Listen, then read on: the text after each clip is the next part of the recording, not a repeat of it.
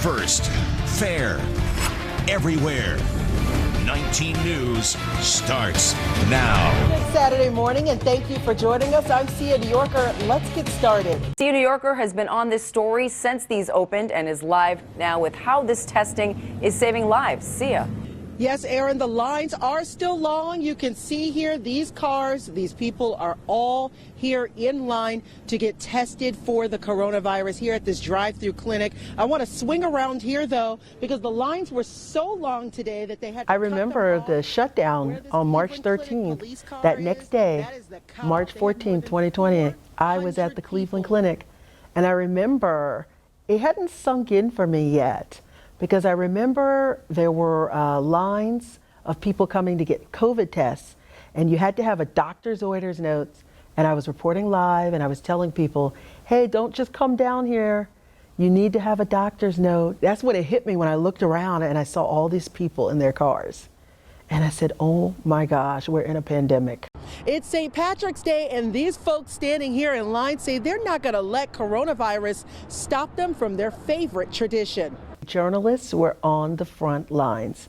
In a different way, we had to document and tell this story and inform the public.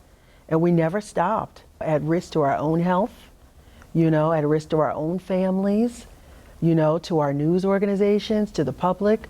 We just, we did take precautions. People need to isolate themselves as much as possible. I've been telling all my friends and family, if you don't need to go out of your house, don't. It was a very scary time, but at the same time we knew we had a responsibility to inform the public and let people know about this pandemic and about this virus. We had to do it.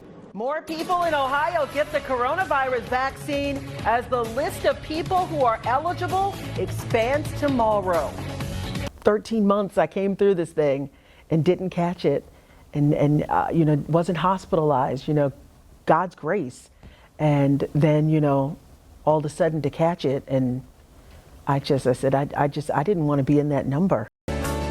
Black History Month means to me a combination of my two very rich cultures. I am an African American born here in the U.S. to parents who immigrated from the indigenous tribes of Liberia in West Africa.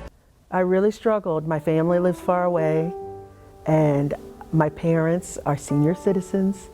I wasn't able to see them. I have a large family, immediate and extended, and we were just all apart, and we had to be. We had to be. I mean, my oldest sister actually was one of the first people to catch coronavirus.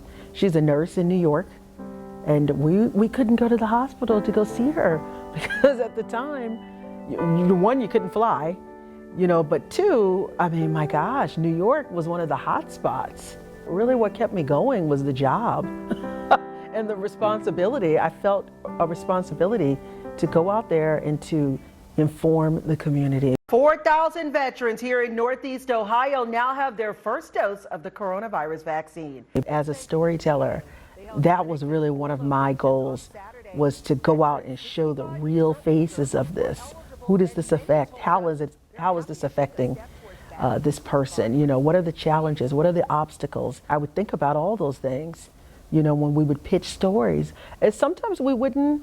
Sometimes, honestly, there were just so many angles. I felt like sometimes there were not enough hours in the day to tell the stories. All right, thank you, Saida. We continue to track the surge of coronavirus. Yesterday was another record-breaking day for COVID cases right here in Ohio. We all had COVID-19 fatigue. You just were tired of the mask, you were tired of the social distancing, just tired of everything. But I looked back and I said, wow, I am so proud of the contribution I made during COVID-19. One day I'll be able to tell my kids and my grandkids, this is what I did during the pandemic.